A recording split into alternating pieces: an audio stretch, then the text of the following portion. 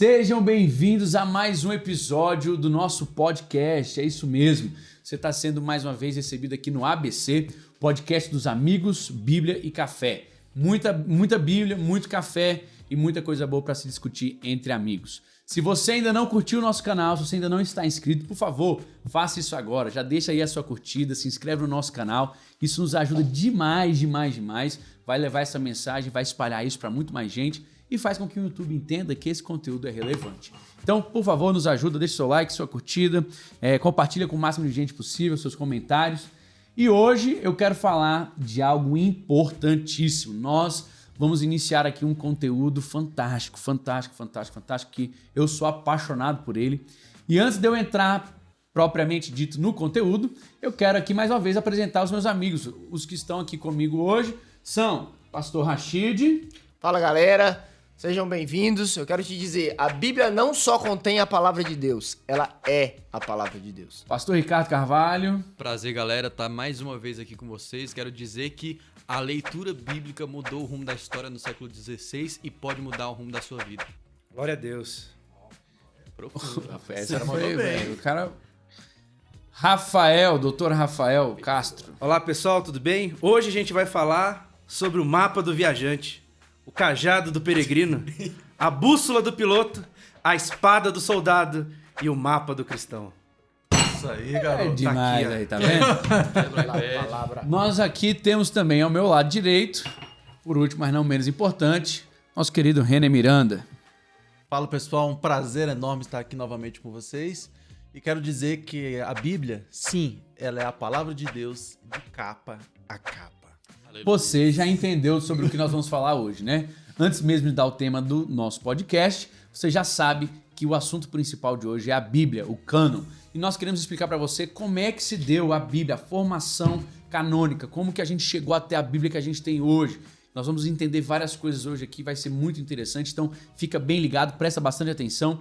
E eu quero começar explicando para você, a Bíblia, ela é o livro sagrado. Como o pastor Rashid disse, ela é a palavra de Deus e como o René disse, ela é a palavra de Deus de capa a capa. Então são 66 livros divididos em dois grandes grupos que nós comumente chamamos de Antigo Testamento e Novo Testamento, né? Você vai entender um pouco mais da palavra testamento daqui a pouco também. E são divididos dentro desses dois grandes grupos 9 tipos de escrita, 9 grupos onde a gente ali juntou mediante o estilo de escrita, mediante ali a forma, e ali você vai ter ali com certeza um entendimento melhor de como a Bíblia está sendo dividida. Esse conjunto, né, que se divide em 9 grupos, ele foi escrito previamente em 2 línguas diferentes e um dialeto. Então é grego e hebraico, e nós temos também o aramaico, que foi escrito um livro. A palavra Bíblia, ela vem do plural de grego biblos, ou seja, significa livro. É isso mesmo, esse é o nosso livro sagrado. E essa palavra livro, Bíblia, ela também tem outro nome que a gente vai dar hoje, que é o cânon. Essa régua, essa medição, aquilo que impede outras coisas de entrar e impede aquilo de sair. Tem uma separação. O cânon, a gente diz que são esse conjunto fechado de livros que tem o nome de Bíblia para nós hoje. E que Amém? é inspirado, né? Que é inspirado por Deus, justamente. Ele é um empréstimo da palavra que originalmente significa junco, né? Mas depois passou a significar vara de medir, por conseguinte, passou a significar regra, ou padrão, ou norma, tá bom? E aí você vai ver que a partir do século IV passou a designar a lista de livros que constitui o Antigo e o Novo Testamento. E esse último sentido é que predomina até hoje a palavra cânon. Passou a designar essa coleção encerrada de documentos que constitui a escritura autorizada, inspirada por Deus, tá bom? Então hoje nós vamos discutir muitas coisas interessantes sobre isso e a primeira pessoa que eu quero convidar a começar a falar sobre esse grande assunto é o meu querido amigo René Miranda. René, me diga aí, a Bíblia é importante para você, sim ou não? Muito, pastor, muito. E foi interessante essa explanação que o senhor deu, o senhor foi explicando basicamente como é a Bíblia que a gente tem em nossas mãos hoje. O senhor disse o seguinte, que ela é dividida em 2 testamentos, né? Sim. O Antigo e o Novo.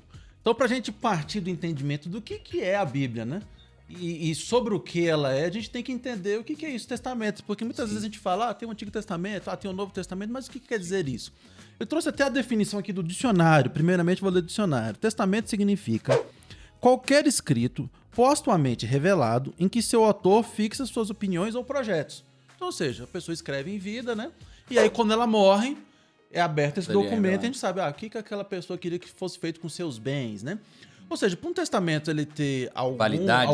alguma validade, algum objetivo, tem que ter morte. Olha o que diz a palavra de Deus em Hebreus 9, verso 17.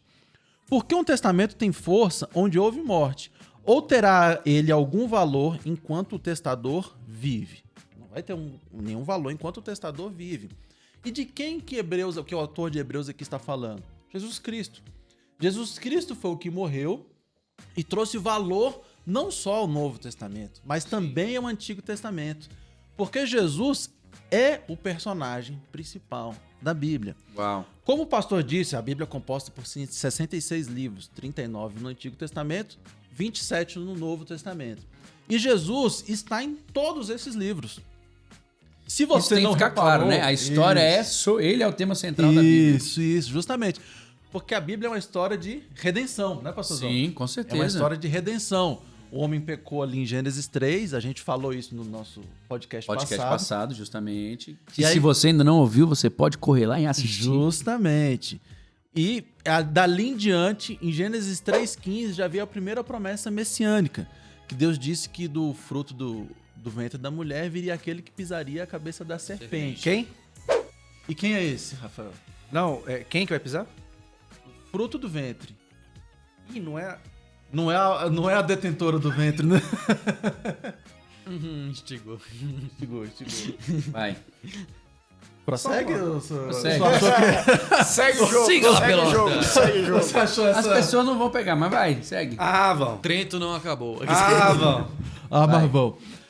Aí você me pergunta, não, Renan, mas veja só, eu já ouvi dizer o seguinte, você tá dizendo que Jesus é o autor, é o personagem principal, mas eu só vejo Jesus a partir de Mateus na Bíblia.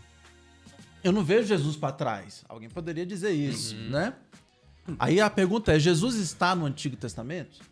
Sim, com certeza. Sim, eu Sim, com certeza. Claro. Para começar, Jesus já existia muito antes do Antigo Testamento Isso. começar a ser escrito, porque ele é pré-existente, né?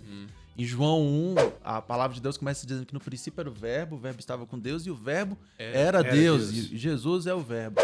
Então no Antigo Testamento nós temos a preparação de Jesus. Jesus aparece tanto por meio de profecias, Sim. como tipologias, como cristofanias. A Bíblia chama de tipos e sombras, né? Tipos e sombras. Justamente, o Antigo Testamento são tipos e sombras que a gente vai ver na sua completude no Novo Testamento. É engraçado isso aí, que a gente tá com a versão da Bíblia em ordem cronológica aqui, Aham. né? É minha e eu ia falar dela, mas tudo eu bem. peguei do pastor Daniel aqui, só porque aqui, o primeiro versículo da Bíblia em ordem cronológica, eu acho legal, que é João 1:1. No princípio era aquele que é a palavra, ele estava com Deus e era Deus. Ele estava com Deus no princípio. Então eles colocam Cristo é esse como o pré-existente, primeiro né? versículo da Bíblia, né? Em ordem Cronologicamente, cronológica. Porque ele existe, né? A Bíblia diz que se ele é o cordeiro, ele foi preparado antes da fundação do mundo. Ele não tem começo nem fim. Ele é parte da trindade, né? Ele não tem começo, não tem fim. A gente no Gênesis quando fala, a gente façamos. É. quando a gente fez aquelas reuniões, a gente faz umas reuniões antes, né, para debater a pauta, né? Eu sempre brincava que nesse momento eu ia dizer Jesus em todos os livros do Antigo Testamento. Eu não vou fazer, mas vou falar só alguns. Em Gênesis ele é a semente da mulher. Em Êxodo ele é o cordeiro pascual. Em Levítico ele é apresentado como sumo sacerdote. Quer que eu continue ou tá... Tá bom, tá bom. Tá bom. A gente tem um tempo limitado aqui. Vamos seguir. Então veja só, Jesus ele tá em todos os livros do Antigo Testamento. E no Novo Testamento a gente vê inicialmente a sua manifestação nos evangelhos, depois a gente vê a sua explanação nas epístolas, e nós temos a consumação no livro de Apocalipse. Repete que isso aí é muito interessante. Verdade. Fala de novo. Ou seja, no Antigo Testamento nós temos a sua preparação. Nos evangelhos nós temos a sua manifestação. Nas epístolas nós temos a sua explanação. E no Apocalipse nós temos a sua consumação. Não, Ou seja, glória a está em Deus. todo o Top. texto bíblico. Você entendeu isso, querido? Você tá ouvindo? Você tá prestando atenção? Olha só, Jesus ele foi anunciado, ele foi prometido, né? Ele foi profetizado. E ali a gente tem preparação, depois a gente tem a manifestação, ele chegou, ele veio, o céu invadiu a terra, a Bíblia diz que o reino veio e virá, né? Então Jesus veio trazendo o reino. E também ali nós temos depois a explicação de quem foi Jesus, o que ele fez, e nós temos a consumação de todas as coisas, que é com a volta dele, que é o reino Hosana. depois Glória a milenar, Deus. Hosana justamente. Que a gente nunca pode perder isso de vista, né? Nunca, nunca, nunca. Fantástico. Então, assim, hoje eu quero dizer pra vocês, nós já entendemos o que é cânon, correto? que é a lista fechada, que é a régua de medir. Existem livros que foram escritos também que as pessoas achavam que eram muito bons, que eram livros interessantes, que eram livros históricos, mas não foram ditos livros inspirados. Então, o cânon, ele faz a separação entre bons livros e livros que foram inspirados por Deus, tá bom? Então, agora, depois de entender isso tudo, coisas riquíssimas, espero que você esteja tão impactado quanto eu, nós vamos aqui para perguntas interessantes, momentos polêmicos. Não, brincadeira, não é polêmico, isso aqui para nós é basilar, para nós é muito simples. Eu quero que seja simples para você também, tá bom? Nós vamos falar um pouco agora, pastor Ricardinho, sobre revelação, inspiração divina, infabilidade e inerrância bíblica. Então eu quero perguntar para você, a Bíblia é a palavra de Deus? Como a gente pode garantir que ela é a palavra de Como Deus? os meus colegas aqui já disseram, a Bíblia é a palavra de Deus, ela não apenas contém a palavra de Deus, como já foi dito, por aí eu quero falar mais daqui a pouco sobre o assunto, né? Mas eu acredito que a Bíblia nós explicamos pela própria Bíblia. E para falar sobre inspiração, não tem como a gente deixar de falar sobre dois textos. O primeiro deles é Paulo escrevendo a Timóteo, na segunda carta dele, no capítulo 3, 16 e 17, que diz o seguinte: toda a escritura é inspirada por Deus e útil para o ensino, para a repreensão, para a correção, para a educação na justiça, a fim de que o homem de Deus seja perfeito e perfeitamente habilitado para toda boa obra. Ou seja, a própria Bíblia está falando que toda a escritura ela é inspirada por Deus. E qual que era essa escritura? Rafael vai contar mais para frente a respeito da Tanakh, né, que é o nosso Antigo Testamento, mas que é a Bíblia hebraica, e era a Bíblia utilizada por Paulo e a escritura que Jesus costumeiramente, durante os 4 evangelhos, fez as citações, ou seja, essa escritura e também a que foi assimilada pela igreja do Novo Testamento. Também temos o texto de 2 Pedro, capítulo 1, 19 e 21, que fala sobre essa inspiração também. Diz o seguinte: temos assim tanto mais confirmada a palavra profética, e fazeis bem em atendê-la, como a candeia que brilha em um lugar tenebroso, até que o dia clareie e a estrela da alva nasça em vosso coração, sabendo primeiramente isto, que nenhuma profecia da Escritura provém de particular elucidação, porque nunca jamais qualquer profecia foi dada por vontade humana. Entretanto, homens santos falaram da parte de Deus, movido pelo Espírito Santo. Como o pastor Dan falou no início a respeito das pessoas que escreveram a Bíblia, é importante dizer que, como esse texto afirma, a Bíblia não foi psicografada, né? Não foi o Espírito Santo tomou aquela que pessoa baixou ali e simplesmente Possuído, assim, fechou os no olhos, sentido de ele não ter discernimento do que ele está escrevendo. mas sim foi inspirada, né? Foi como se o Espírito Santo estivesse ali na mente daquela pessoa, soprando as palavras que ela deveria estar escrevendo, e esse texto Tanto que as características da pessoa, ela permaneceu no texto também, né? Mas sob a inspiração do Características Espírito... de escrita, né? Isso, de escrita, linguagem. de época. de linguagem, Por exemplo, de época. se a gente for pegar os textos do Evangelho e pegar o texto de Lucas, né, que era um médico, era um cara douto, e o texto de Marcos, que era uma pessoa mais simples, assim, a escrita é totalmente diferente. Sim, mas isso. o conteúdo é igualmente relevante e inspirado por Deus. Esse exemplo que você deu eu acho perfeito, né? Por exemplo, Lucas e Apocalipse, né? São dois extremos, né? Enquanto um foi histórico, foi pesquisa, Detalhista. Minucioso, né? o Apocalipse é revelação pura, né? Profético. Mas ambos são inspirados, né? E é exatamente. E falando um pouco sobre inerrância e infabilidade bíblica, isso decorre do fato que toda escritura, como a gente falou, é inspirada por Deus, que está lá em 2 Timóteo, e também pelo caráter divino, né? Deus é perfeito. Isso quer dizer que o quê? Que Deus não erra, né? Então, se ele não erra, a escritura dele, a escritura que foi inspirada por ele, também não pode haver errar. erros, É isso né? mesmo. E aí a gente vê a supervisão do Espírito Santo, como a gente falou, nos escritores, garantiu que o resultado final fosse o que a gente tem hoje, né? Deus guiou...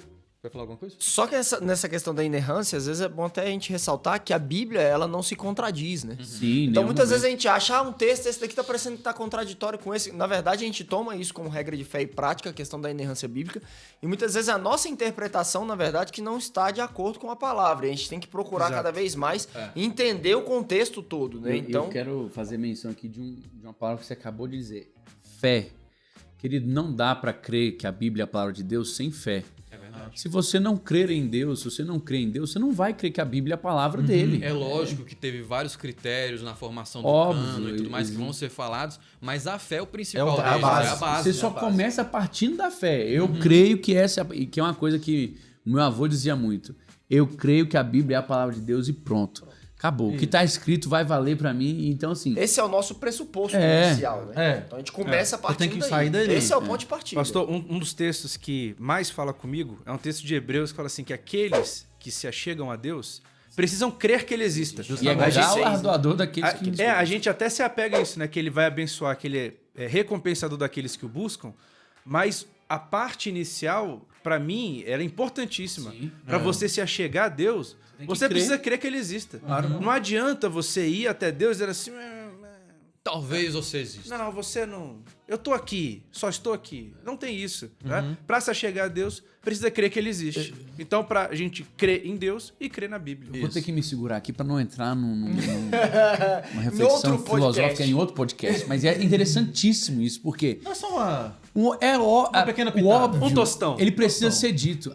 A gente fala assim, é óbvio que quem se aproxima deve acreditar, deve crer, mas nem sempre isso acontece. Não. Tem muita gente que tá dizendo se aproximar, mas não crê, então não tá se aproximando.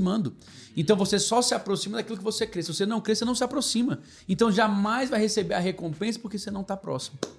E ele, inclusive, o texto Verdade. bíblico fala isso, né? Fala. Você chegando a Jesus dizendo, ajuda-me na minha falta de fé. Não, e a gente precisa entender aqui, querido, que é o seguinte: não é uma questão aqui da qualidade da sua fé. Nós não estamos aqui para falar se você tem uma fé no nível 1, 2, 3 ou 10. A Bíblia compara a fé a um pequeno grão de mostarda. Então eu acredito que ela, na menor medida possível, se é que existe maiores medidas, né? Nós já sabemos que ela é capaz de levar você ao lugar que você precisa.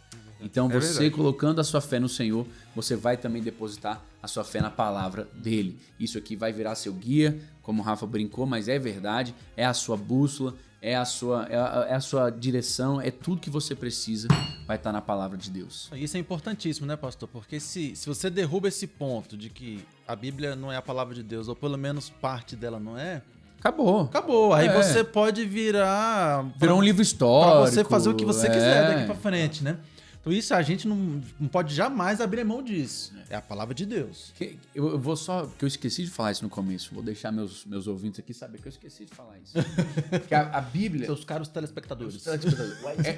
ela foi escrita de 1500, 1400 até 100 depois de Cristo. Então nós temos aqui quase o quê? Quanto tempo? Quase 1.600 anos. 1.600 Meu irmão, é muito tempo, velho. São 40 pessoas mais ou menos que escrevem a Bíblia, mais ou menos 40 autores.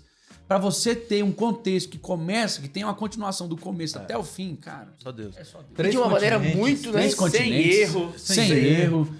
Pessoas que não se viram, O não tinha negócio internet. lá de trás explica aqui na frente. O cordeiro que foi falado em Gênesis está em Apocalipse. Cara, E interessante que ele falou assim, né? Pessoas que não se viram, que estão em gerações diferentes, mas existem situações que eles estão na mesma geração.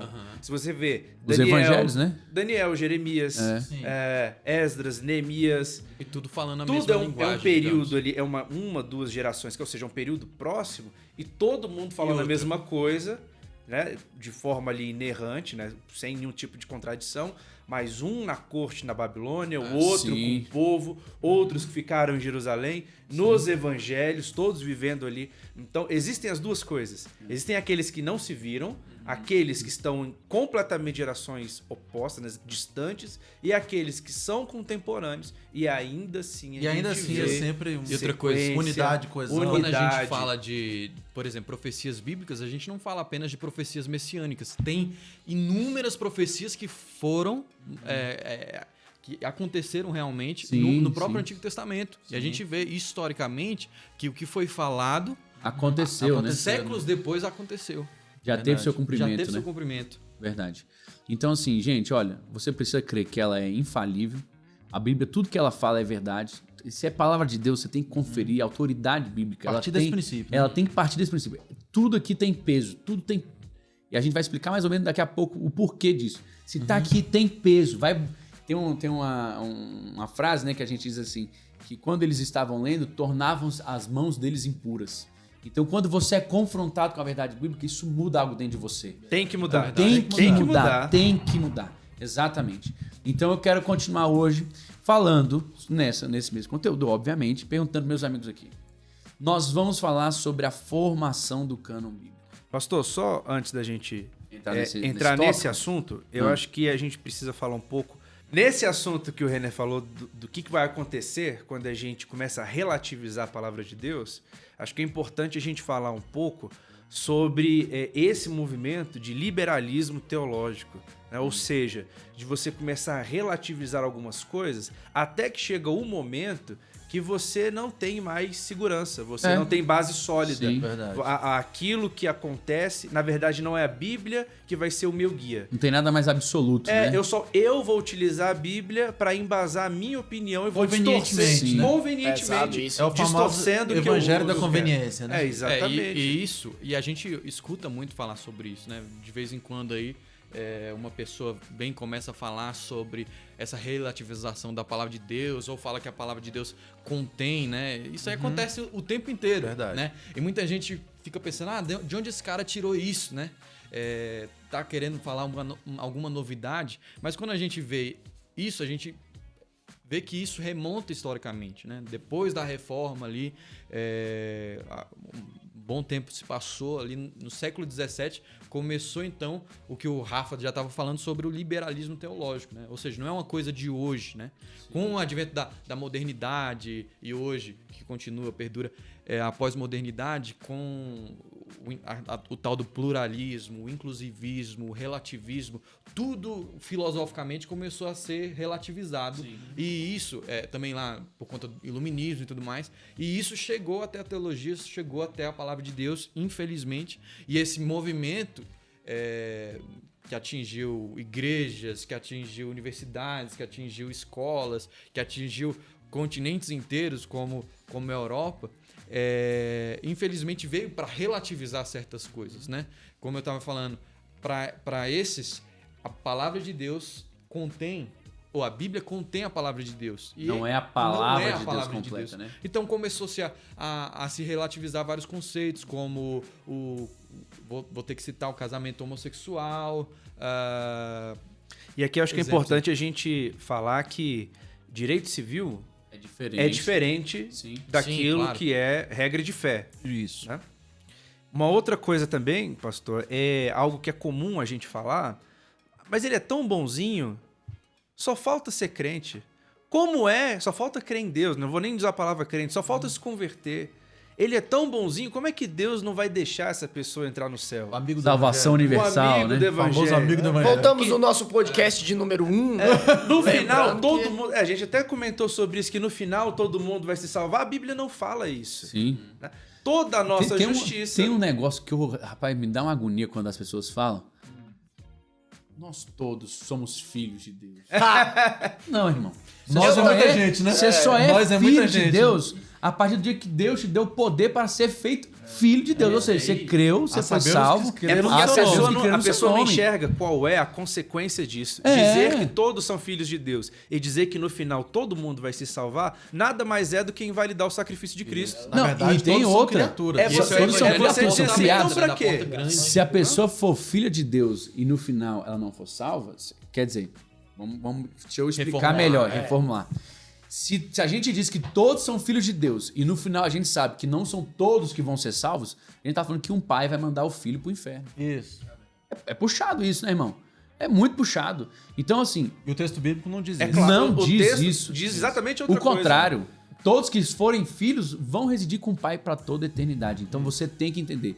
Tem que sair da criatura para ser filho. E esse discurso dessa teologia, como o pastor Dan estava falando, essa palavra, essa teologia da porta larga, né? Que Jesus já falava sobre isso, é muito perigoso. Pode parecer bonitinho, pode parecer mais Politicamente correto. politicamente correto, mas isso, se a gente for olhar hoje para a Europa, para as igrejas europeias que hoje estão se Detonou, né? tornando pubs, estão se tornando Traz uma frieza anfiteatros, espiritual estão se absurda. tornando igrejas, estão se tornando mercados, estão se tornando mesquitas.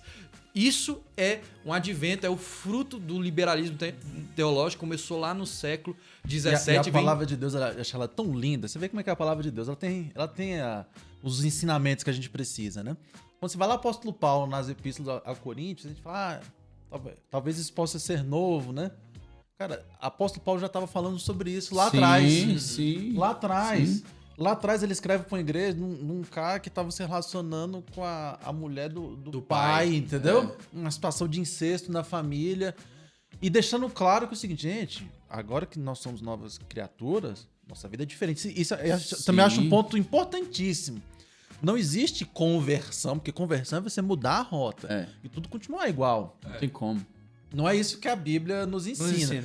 Para você chegar à conclusão de que é isso que a Bíblia nos ensina, tem que fazer isso que o pastor Ricardinho está fazendo, relativizar o texto bíblico, né?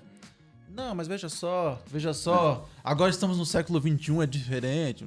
A interpretação Bíblico nunca é pode ser diferente. Olha só, a interpretação, vou ficar uma dica para você aqui, nunca pode ser maior do que o texto. Vou repetir para você entender. A interpretação que você dá não pode significar mais do que o texto sozinho significa. Porque aí é onde começam a ter as heresias. Aí é onde você coloca o humano acima do divino. Então aí, meu irmão, aí é problema atrás de problema. E é com isso que eu vou aqui dar sequência ao nosso podcast, caindo para a formação do nosso cânon. Formação dessa lista fechada de documentos autorizados, essa biblioteca que Deus nos deu para fazermos muito bom uso dela. Então, pastor Rashid, explica aí, como é que se deu a formação disso aqui? Como é que a gente chegou a essa Bíblia? Então, o cânon, como o senhor já falou, é a coleção encerrada de documentos, né? Que o cânon já está fechado, não é mais possível entrar nenhum livro e nem sair nenhum livro. Vamos fazer aqui uma divisão, para a gente entender melhor.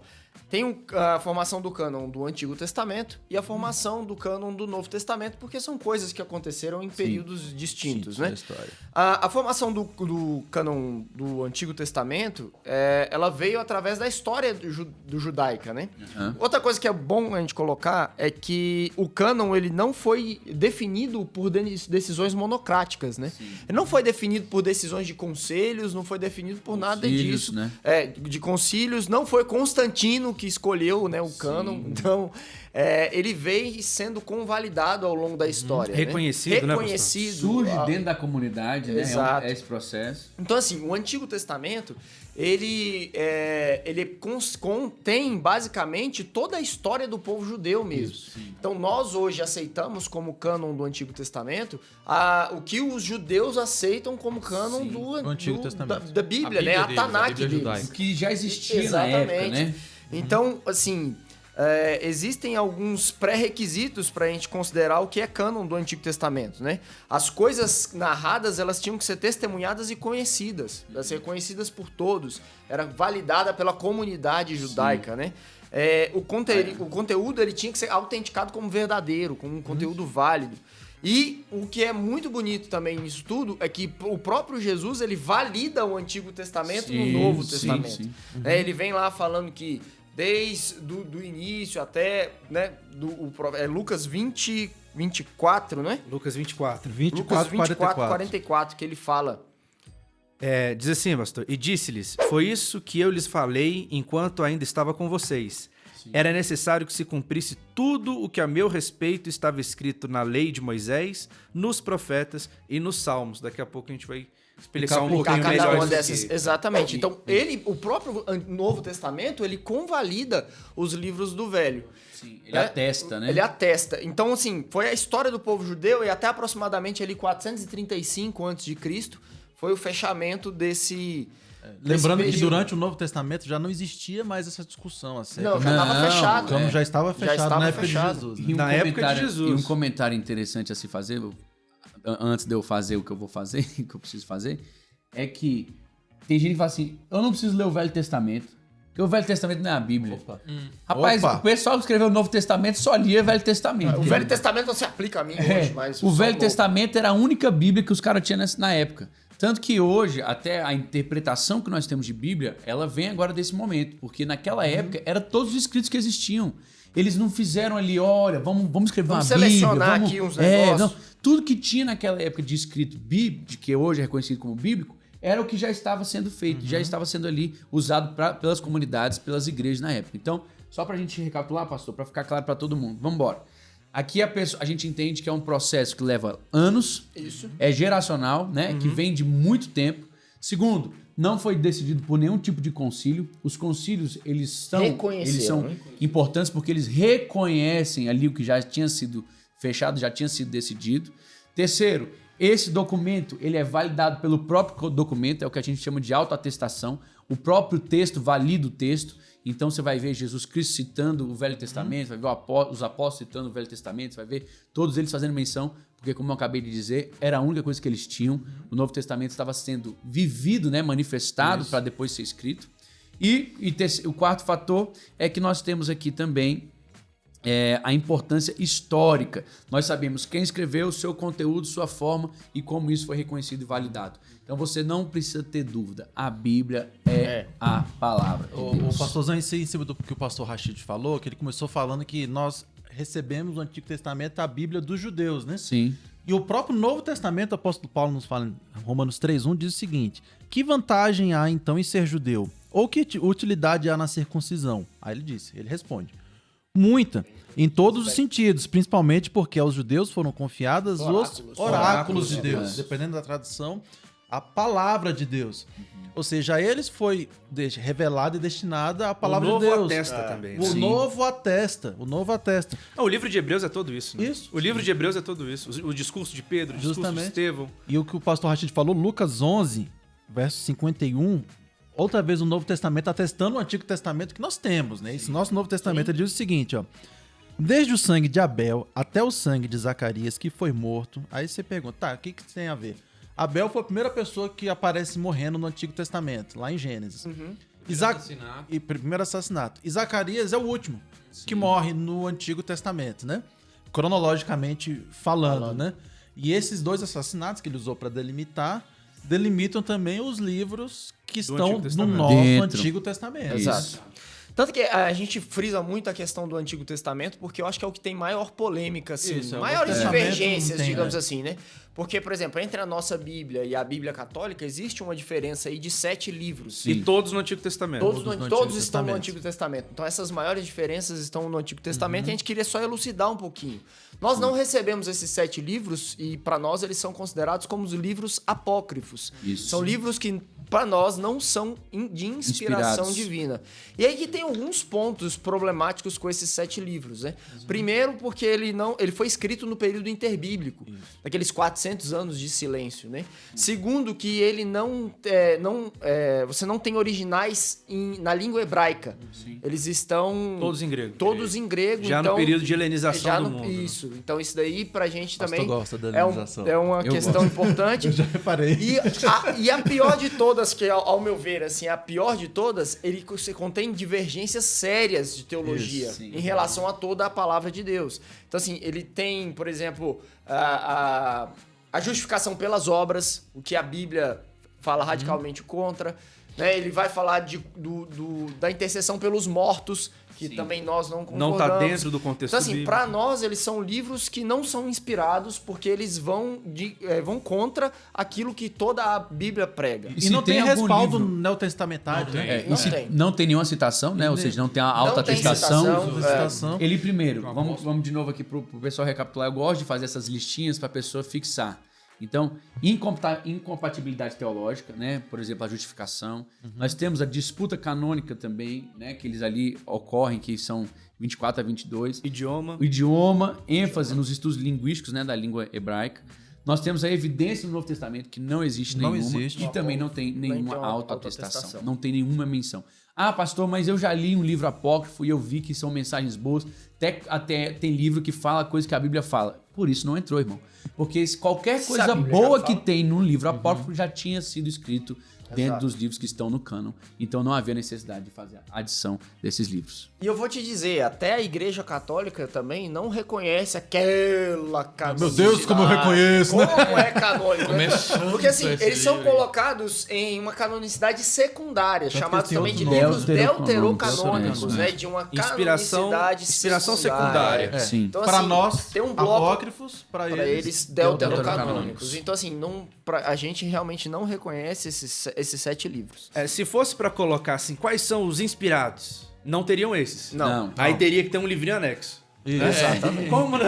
A Bíblia 2, pega a Bíblia 2 ali. Como não ia Parte ter dois isso? aí. Colocou tudo num ponto Justamente. só. Mas mesmo a doutrina católica romana entende que estes livros são livros de inspiração secundária, ou seja, são diferentes daqueles do restante que se amoldam ao nosso. Né? É isso que os pastores estavam falando sobre evidências internas e externas. Né? A nossa Bíblia, nossa Bíblia protestante, ela tem essa diferença, né, de livros. Menos então nós livros, temos, são menos 7 a livros. menos. Nós temos 66 livros, sendo 39 livros do Antigo Testamento e o restante 27 27 do Novo Testamento. Quando a gente fala de evidências externas, a gente está falando de alguns pontos, que é isso que as listas que o pastor Daniel estava falando que é bom para poder fixar. Acho que é bom a gente rever isso um pouco, né? Falar de origem apostólica. Né? Ah, não, mas é porque a gente Isso é do ainda novo, não né? entrou, a gente ainda não entrou no novo. Então, a né? gente está falando do... A gente tava falando do Do antigo. velho. A gente tava falando do Isso. antigo. A gente vai entrar no novo. Vou entrar nele Então, agora. Pega, Vou pega entrar aí. nele agora. Isso aí. Eu Né? percebi aí que tu deu Vou uma entrar subidinha nele no agora. tablet. Vou entrar nele aqui. Já vamos entrar no novo? Já vamos no entrar novo, no, sim. vamos entrar no Nós novo. estamos Eu só, no novo. eu só vou fechar o assunto do antigo dizendo que em relação ao que a Bíblia hebraica, aquilo que nós temos e que nós conhecemos como dentre várias divisões, nós temos uma divisão de Pentateuco, históricos, poéticos e sapiensais e livros proféticos. Poéticos e o quê? Sapiensais. Aí é bonito. Aí não, aí é... Categoria, meu amigo. Sabedoria. Isso aqui Aí só no é- ABC. Isso aqui só no ABC, Você tem meu que amigo. andar comigo. Outros podcasts não tem isso aí, não. Tem não. E livros proféticos, enquanto na Bíblia hebraica, essa divisão, né, que é o livro inteiro é o Tanakh, dividido entre Torá, Neviim e Ketuvim. Então, lá são 24 livros, mas esses São os 24 mesmos livros. Esses 24 livros são os Organizados exatos de outra maneira, né? 39 livros que nós temos, mas são organizados de forma diferente. Isso aí. Então, só pra gente fechar o Antigo Testamento. Só pra, então, assim, por exemplo, você pega ali 1ª e 2ª Crônicas, não vai ter essa divisão de 1ª Isso, e 2ª Crônicas. Você pega ali os profetas Isaías. menores, eles estão condensados em um livro livro único só, de proféticos, né? Então, assim, só para o pessoal ter essa noção Caramba, como é que vai de 39 pra 39 cai 24? pra 20. Então, assim, é porque É alguns isso. estão realmente em conjunto Isso. e aí esse número de divisão fica um pouco diferente. Mas é válido clarificar, pontuar, o mesmo conteúdo. Exatamente. O que estava, Integralmente continua o hoje mesmo conteúdo. integralmente. Então, o que estava no Antigo, né, a Bíblia hebraica é exatamente o nosso Antigo. Sim. Mas e o Novo? Só antes de ir pro novo, que a gente tava conversando aqui antes, Já é a acho que segunda faria vez bom a que gente você fala. falar. Antes Antes de ir pro novo, porque eu lembrei que a gente A gente conversou gosta do de antigo. Estevão, né? Quando a gente tava falando de Atos Sim, 7, né? sim, De sim. mais um exemplo de como o novo Você quer um chofar? atesta o... atesta o nosso Antigo Testamento que a gente tem nas nossas Sim, mãos, né? sim. Porque Estevão, ele vem falando toda a história do povo, né? A história bíblica do povo. Estevão não é um apóstolo, né? Não é. Estevão não era alguém que... É impressionante Atos Não, 7. ele não era um dos fariseus. Ele era um diácono, né? Ele não era um dos líderes da lei. Entregador de cesta, né? Ele era um voluntário da voluntário, igreja. um voluntário. E esse voluntário da igreja, ele faz uma leitura. Ele resumiu. Um resumo. De né? cabeça. De categoria. Não tinha tablet É uma na mão, não. categoria, meu irmão, De é uma Espírito qualidade, Santo, uma né? inspiração. Espírito Santo. Isso é Que a impressionante. gente chegou a essa conclusão. Né? A gente disse aqui no começo, antes de começar a gravar. Fica claro que quando você está cumprindo o seu papel, a sua missão, basta você obedecer a Bíblia e ela vai se cumprir. Abre bem a tua boca e o Espírito Santo vai encher. Verdade. Amém. Ali Estevão ele faz um resumo completo. Se você não entendeu o Velho Testamento, abra aí Atos, vai ler lá o que aconteceu com Estevão, capítulo 6, 7, 8. Você vai entender bem o que Deus vai fazer, o que Deus está fazendo. E ele aborda esse período exato do Antigo Testamento que a gente tem nas nossas mãos. Isso. Porque esses livros apócrifos já estavam escritos enquanto Estevão vivia, quando Sim, Jesus aqui estava. sim. Foi no período intertestamentário, Isso, né? antes deles, né? E deixa claro que no Novo Testamento ali não havia-se dúvida de qual era o Antigo Testamento, Sim, né? sim. E esses livros já existiam, né? Então, mais uma coisa que atesta o nosso Antigo Testamento. Mas agora vamos para onde, Claudinho? Antes de entrar no Você quer um que Testamento, passa? Um chofar? Um questionamento que Rapaz, um a gente quepazinho vê, pra mim pro Rashid. Ia tampar um negocinho aqui, né? Ia tampar. Eu já tenho um O natural Rashid aqui. mais do que eu, porque o Você! O Francisco de Assis dele é maior que eu. Rapaz, o meu maior trabalho de mediação aqui não é conteúdo, não é sobre conteúdo. Não é. Não. Rafael, foco, é sobre foco. É só manter É sobre Foco e foco. cabelo. Foco. É porque sempre que fala de calvície, eu chamo o Rastid comigo. Eu não fico sozinho. Eu tô sozinho. Rafael aqui vai...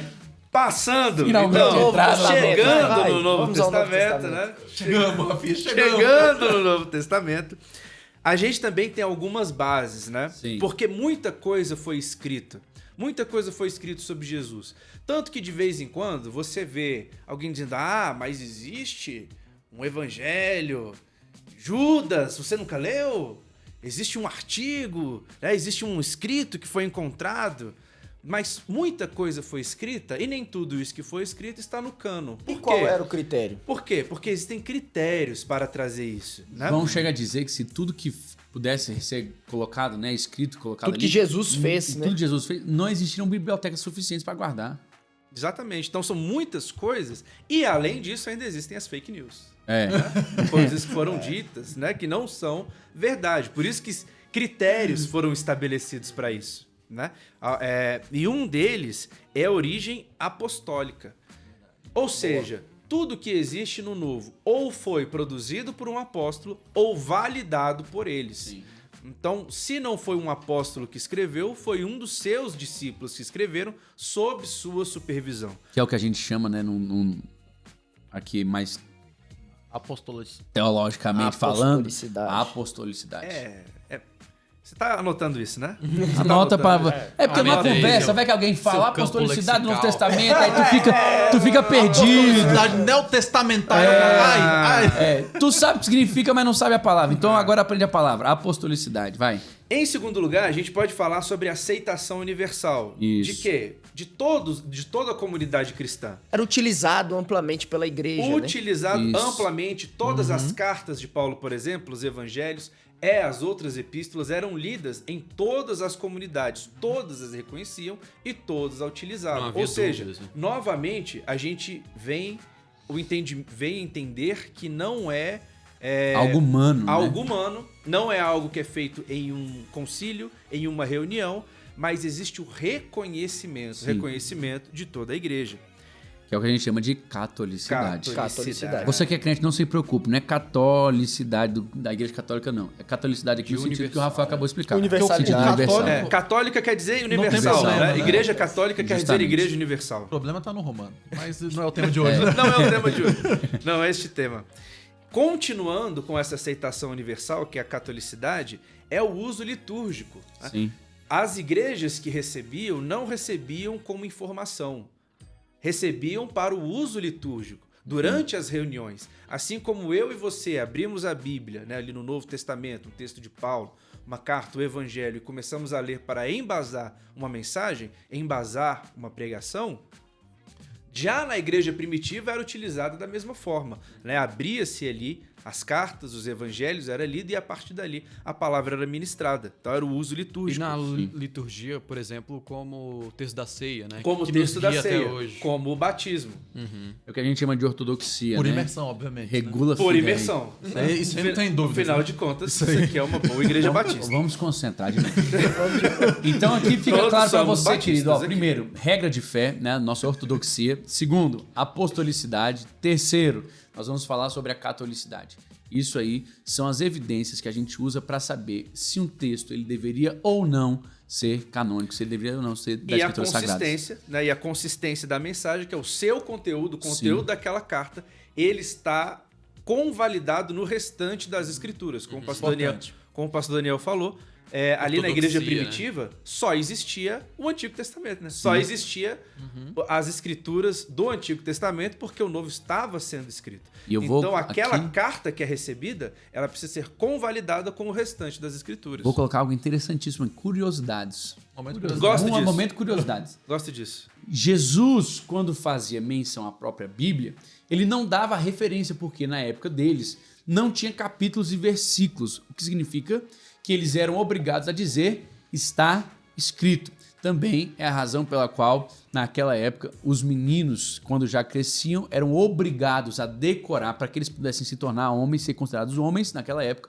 eles deveriam ter o Pentateuco todo decorado. A carta aos Hebreus é assim toda, né, pastor? Justamente. É tudo, está escrito. E aí Justamente. o autor vai... Não tinha como se fazer manifestando. referência, né? Isso começou... a gente, graças a Deus, tem hoje, devido ao clérigo inglês Stephen Langton, que foi no século XIII, 1227, que ele fez a primeira divisão verso a verso. Aí depois entra na Vulgata, né? Que aí Jerônimo também faz isso. E a gente tem a primeira Bíblia impressa, que aí sim, que está em Genebra. Foi a primeira Bíblia impressa, que foi em 1560 na Suíça. A gente tem ali a Bíblia sendo impressa já com...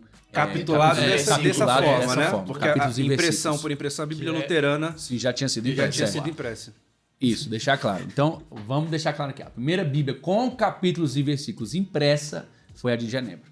Beleza? O que é interessante também é que a gente tem Genebrinha. uma curiosidade que eu acho legal, porque sempre o pessoal fala, é porque foi traduzida por homens, na tradução deve ter perdido alguma coisa, e tem muita gente já passou a mão nesse negócio aí, e a interpretação... Tarará.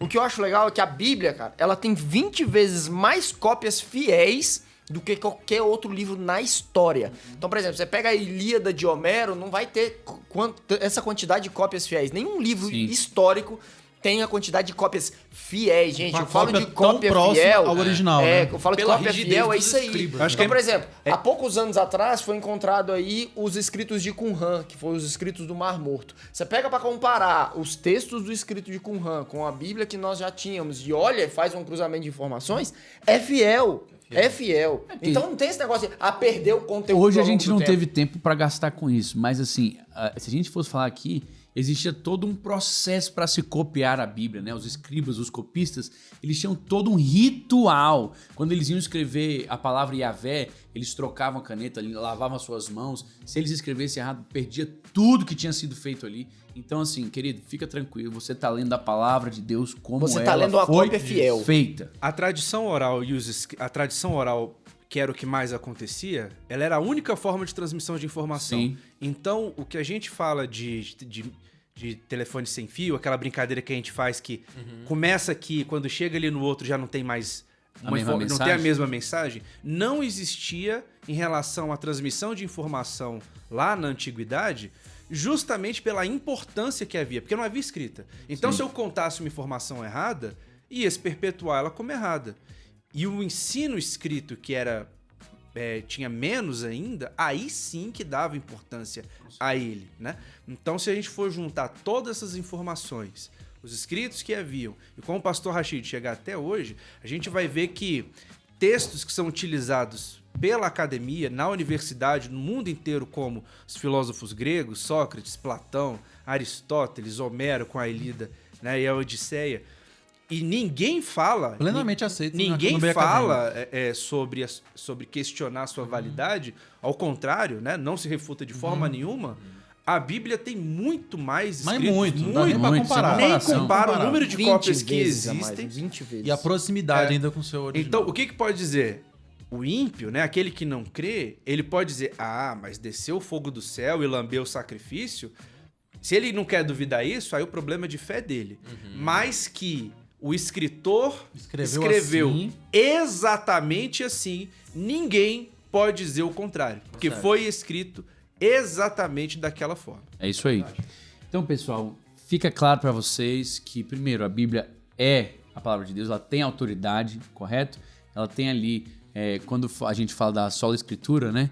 A gente lembra que confere autoridade divina à palavra de Deus. Se Deus é Deus, a palavra dele também tem poder divino. Amém?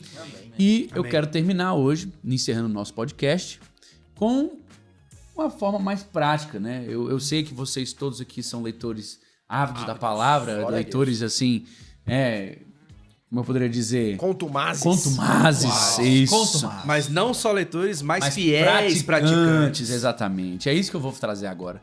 Não basta apenas ler a palavra. Essa palavra, ela é histórica, ela é interessante, ela é... Toda vez que eu leio a Bíblia, né? Tava até conversando com o Rashid esses dias, como eu imagino as coisas. Quando eu tô lendo, eu consigo colocar a imagem na minha cabeça e eu fico...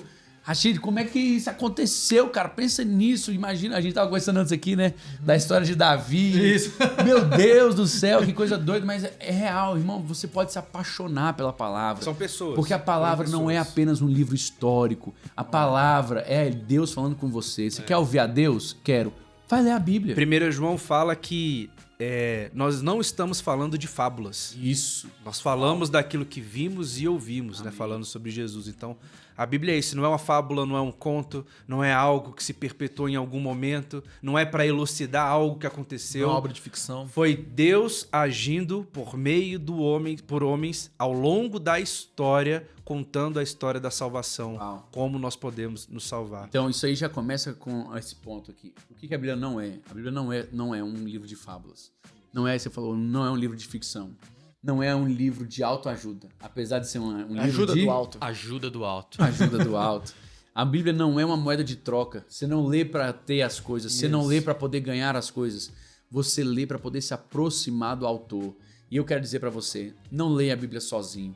Leia ela sempre na companhia do autor dela. É verdade. Chame o Espírito Santo para sua Glória a leitura. Deus. Leia ela de forma ativa. Não é só você ali pegar o texto e passar o texto adiante. Não, leia de forma ativa. Se coloque ali dentro, aplique essa verdade à sua vida. Gaste. Você já imaginou o privilégio Momento de qualidade. pegar um livro do C.S. Lewis ali, Cristianismo Puro e Simples, aí com o Lewis bom esse sentado livro. do seu lado aqui, fala assim... Porque assim, tem uns negócios ali que é bem complicado, né? Você, Lewis, o que você quis dizer nessa frase? Eu te falei hoje, né, que eu trabalhei com o Dutch Sheets. Pois é. E eu tô lendo de novo o livro do Dutch Sheets e eu pensei comigo, durante a leitura hoje de manhã, eu pensei, rapaz, como eu vacilei. Devia ter Eu, conversado com ele. eu tinha um cara do meu lado. Conversar velho. com O ele tempo do na meu hora. lado, Olha o cara do meu privilégio, lado, e né? falar pra ele, cara, me explica isso aqui. Eu não pude fazer com o Dutch Sheets, meu amigo, mas eu faço com o Espírito Santo. Aleluia. Glória a Deus. Então, assim, busque revelação, não leia o texto pelo texto, porque a Bíblia diz que a letra mata. Até a Bíblia, se você ler a Bíblia sem Deus, não vai adiantar pra você. Você precisa... só tinta no papel. Só tinta no papel. Não vai mudar a sua vida. Mas se você conferir a ela poder, autoridade, você der a ela o que ela precisa ter, você vai receber dela o que você não poderia receber de outra forma. Então busque revelação, busque intimidade, peça ao Espírito Santo para que te dê entendimento. Não gaste apenas alguns minutos lendo a Bíblia. A Bíblia é um livro para ser lido e relido durante toda a vida. E eu quero dizer para você, eu leio a Bíblia há mais de 20 e... Eu fui alfabetizado com 6 anos. Então, 22 anos eu leio a Bíblia. Faz 22 anos que eu leio a Bíblia. Já li a Bíblia inúmeras vezes toda. E eu quero dizer pra você, todas as vezes que eu leio, cada vez que eu leio, é algo diferente. Ela a é viva Bíblia, ela é viva e eficaz. eficaz. Mais cortante com a espada de 2 gumes. Capaz de dividir Alma e espírito, juntas juntas e e medulas. medulas. Eu quero dizer pra você, ela vai expor pra você quem você verdadeiramente é. Se expõe à palavra e ela vai transformar a sua vida. O pastor Sixto falou de ler a Bíblia não só como um texto, né? Olha só o que Jesus fala em Mateus 27, verso 1. Então Jesus disse à multidão e aos seus discípulos: os mestres da lei e os fariseus se assentam na cadeira de Moisés. Eles estão se a arvorando, lei, né? Obedeçam-lhes e façam tudo o que eles dizem, porque eles estão falando da palavra. E esses caras sabiam da palavra de Deus assim, de trás pra frente, de frente pra trás, mas beleza. Mas não façam o que eles fazem, pois não praticam o que pregam. Olha esse ensinamento, é o que o senhor falou. Jesus falou Justamente. isso lá atrás pra multidão. Falou, gente, Jesus deixou claro que tem como você ler a Bíblia, saber da Bíblia e não viver a Bíblia. O erro do farisaísmo não era guardar a palavra, mas era fazê-la da forma errada. Sim. Olha só, a Bíblia ela vai te conferir autoridade.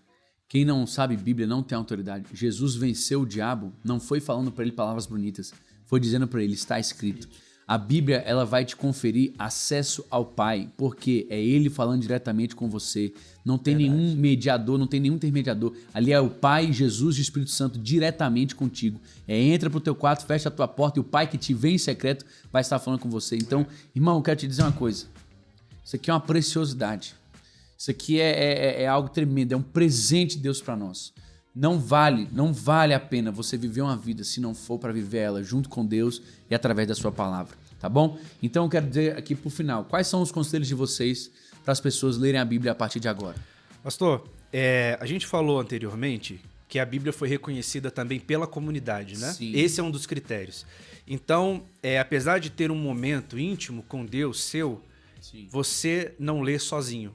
Então busque o seu discipulador, Busque o seu pastor, converse com ele, tire as dúvidas, faça uma leitura conjunta com a igreja, porque é importantíssimo isso. É importantíssimo que os seus pastores te instruam, é importantíssimo que aquele que caminha junto com você te instrua. Porque, então, Rafa, a gente leia sozinho, mas não leia somente sozinho. A gente tem que entender que a Bíblia também é complexa, né? É um livro que foi escrito durante 1.600 anos, mas há muito tempo. Então, assim, tem coisas que realmente vão Grande, desafiar né? a sua capacidade. E são nesses momentos que, se você pedir conselho, você não vai criar uma heresia, você não vai criar um Exatamente. pensamento errôneo. E é isso que eu acho lindo no fórum, né? Porque às vezes eu tenho um entendimento, aí eu vou dizer, ô pastor, mas olha o que a Bíblia diz aqui. Peraí, eu acho que você está interpretando isso de uma maneira errada. Então essa é a importância E não vai de estar diminuir você em nada. Isso não Mas vai essa é a diminuir você em importância de estar em nada. comunidade. A gente cria um conhecimento mais próximo do que realmente a palavra de Deus quis nos dizer. Para aí não abrir margens para as heresias. Exato. Eu acredito que a primeira coisa que eu diria pra você como conselho é buscar uma tradução que seja fácil Isso. pra você, de fácil entendimento, mas que seja uma tradução também Fiel. das mais fiéis, né? Tem algumas traduções que a gente costumeiramente propõe a leitura aqui na igreja, que é, Gosto por exemplo, muito da NVI. NVI, Nova Versão Internacional, Almeida Revista Atualizada, Que é a que eu uso. que é a que eu uso também no cotidiano. Nosso pastor também usa esse texto todos os dias e nas explanações bíblicas. NVT, Nova Versão Que é Transformadora. uma a mais recente. mais mais atual, nova. ou atual, E tem mas que é uma- muito boa também. E tem uma nova também que é baseada na ARA, que é a NAA, né? Nova Almeida Atualizada, também é muito boa. Século E a- 21 também tem E a uma- King James também A realmente nova é uma... King James. Eu vou recomendar pra você algo, tá? Vale durante um tempo da sua vida. Leia a mesma versão. Porque se você não ler a mesma versão, vai dificultar muito a memorização dos versículos pra você. Verdade. Então, se você quer memorizar referências bíblicas, escolha uma tradução e permaneça nela. Você quer uma tradução mais jovial, mais fácil de entender? Vai pra NVI. Você quer uma tradução mais Clássica. clássica, mais assim, recheada de coisa? Vai pra RA. Você quer uma coisa mais assim, jovial também, um pouco mais à frente? Vai pra NVT, tá bom? Então, eu quero dizer pra vocês, escolha uma e permaneça com ela. Por que eu leio a RA? Eu gosto da tradução, mas também foi a Bíblia que eu li a vida toda. Ah, pastor, você não lê outras versões? Leio. Quando eu vou estudar ou fazer uma mensagem, uma coisa assim, eu olho outras traduções. Mas eu gosto de fixar com ela. Acho que é importante dizer também, pastor, que a gente tem boas traduções. Sim. Durante muito tempo se falou que a Bíblia em português não era uma boa tradução, porque era uma confusão de parte inglês, parte espanhol, parte não sei o quê. E hoje nós não temos isso. As nossas traduções em português são traduções muito boas, muito confiáveis. Então eu não Diretas preciso... de escritos originais. Diretos dos originais, eu não preciso para todo o texto e falar, deixa eu ver o que está falando no original, no grego, etc. A Bíblia que você tem é uma Bíblia confiável. Pode ler. Muito boa. Leia e confie. Qual o seu conselho, Renix? Pois então, o meu conselho, eu vou dar 2 conselhos muito rápidos. O primeiro conselho que eu quero dar é que sempre que você for ler o texto bíblico, evite fazer... Existe uma prática antiga que era aquelas caixinhas de promessa, né? Que a pessoa Sim. sacava um verso avulso e lia. A gente tem que ter muito cuidado com essa prática, Sim. porque um verso fora de contexto, ele pode virar um pretexto, Um né? texto fora de contexto texto vai virar pretexto. Vira um pretexto, né? Texto pra Tem um heresia. exemplo muito clássico que o salmista ele diz o seguinte: não há Deus, isso está escrito na Bíblia. Mas antes ele disse o tolo em seu coração, não há Deus. Então se você lê essa parte sem ler o que ele disse antes, é uma coisa muito grave, né? Então a gente tem que ter muito cuidado de ler as coisas fora do seu contexto. Então sempre que for ler a Bíblia, tente ler o que vem antes, o que vem depois, para você não tomar conclusões É importante erradas. que a né? leitura seja uma leitura sistemática, né? Sistemática de Capa a Capa a capa. capa. E a importância aqui, eu acho interessante, é óbvio que, irmão, se a gente fosse falar de tudo, teria que ser 10 podcasts para falar. Verdade. Mas a gente tem que falar aqui da exegese e da hermenêutica, né? Você vai ler ali e você tem que procurar entender o que eles estavam querendo dizer naquele tempo de lá, por que ele disse aquilo, para quem ele disse aquilo, aonde ele disse aquilo, com quem ele estava, isso tudo interfere na interpretação Justamente. do seu Por texto. que foi escrito Por que foi escrito daquela maneira. forma. E como se E aplica. como se aplica aqui e agora. Que o primeiro é exegese e a segunda é hermenêutica. Então, você vai fazer essa interpretação e aí você nunca vai conseguir ter uma boa hermenêutica, uma boa exegese lendo um texto só. texto Um isolado. texto jamais vai te permitir exegese e hermenêutica. Ah, outra coisa. Poxa, então eu nunca vou precisar buscar o original? Eu gosto de buscar o original, não duvidando da minha interpretação, mas aprofundando ela. É, claro. Tá bom? Até mesmo porque uma palavra grega ou palavra hebraica pode ter N significados Sim, e dentro sim. daquele significado, Eu desses errar, né? significados, um tradutor foi lá e escolheu a melhor significado para aquele. No momento No devocional, eu não vou precisar Não, disso de forma não. nenhuma. Isso é pra No outro momento fórum. de estudo, exatamente. Isso. eu não Para mudo o expansão foco. de Exatamente. entendimento. E o segundo conselho que eu gostaria de dar é o seguinte: leia a Bíblia. A Bíblia ela não é um objeto místico que você vai deixar em cima da mesa da sua casa, Pra proteger. aberto no Salmo, e ali, ela ficando aberta ali, ela vai proteger. Em Salmo 1, quando ele vai falando do homem bem-aventurado, diz que bem-aventurado é aquele que rumina, né? Sim, que ele medita, ele rumina a palavra de Deus de dia e de noite, né? Então não é só abrir, deixar o rolo ali, ou a Bíblia aberta, opa, minha casa está protegida. Não, e como objeto místico ela não vai funcionar. Ela vai funcionar quando você lê e o Espírito Santo vai trabalhando na sua vida. Aí sim, Exatamente. E o outro conselho, né? Já baseado no Salmo. Leia diariamente, né? Leia a Diariamente. Bíblia É o pão diariamente. nosso É de pão cada Nosso de dia. cada dia. O Davi, meu filho, 9 anos, ele já aprendeu a ler e tá lendo a Bíblia. Ele virou pra mim, pai, eu tenho que ler a Bíblia todo dia? Eu falei, filho, você quer comer todo dia? Aí ele fala, né? Importante. Eu Pelo falei, resto da então, vida, né? Pois é. Então eu falei assim, se você come e alimenta o seu corpo físico todos os dias, a Bíblia é o nosso alimento espiritual, é o pão nosso de cada dia. Então você precisa ler a É, Bíblia. o exemplo que o pastor deu, né? Ele, eu leio a Bíblia há 22 anos, né? Então você pode pensar, ele já leu a Bíblia, então não passa por... Não. Não tem mais novidade. Enquanto ele aqui estiver, até Jesus voltar, Em nome de Jesus. Quero, nome de quero Jesus, me né? afadigar da palavra. Amém. tem que permanecer, assim todos nós, né? Lendo, Irmão, e cada dia ela vai se renovando. Nossa, é maravilhoso. Quanto mais você cresce, o texto ele vai ganhando novas facetas, você Isso. vai tendo novas interpretações. Não é iniciando novas doutrinas, é novas Isso, interpretações. Porque Iluminação, você né? jamais pode pegar uma experiência pessoal e tornar isso em doutrina bíblica. É por isso também que nós temos muitos erros teológicos e aí as heresias vão ganhando força e ganhando asas por aí. Não faça isso. Você vai ter que, o pastor Rashid vai ler uma coisa e ele vai receber uma revelação. Porque a luz da palavra vai bater nele e vai refletir de uma forma. Vai bater no René, vai refletir de outra, no Rafa de um jeito, no pastor Ricardinho de outro, e em mim de outra. Mas isso não quer dizer que isso vai virar uma doutrina. Eu tenho uma doutrina, a René tem outra, etc, etc. Não. Nós temos doutrinas basilares, nós temos coisas que regulamentam isso. E é justamente isso que a gente falou hoje o tempo todo. A igreja, como comunidade, reconheceu a palavra do Senhor como sendo palavra divina, palavra inspirada, palavra que tem autoridade. E eu quero encerrar no nosso podcast hoje, né, dizendo para você, leia a Bíblia. Leia a Bíblia, se afadigue da palavra, faça isso algo diário. Comece lendo um capítulo, não precisa ler 10 capítulos de uma vez só, agora eu vou tirar 4 horas. Não, leia um capítulo, entenda verso por verso, gaste tempo. Teve Escreva, dúvida alguma coisa? anote.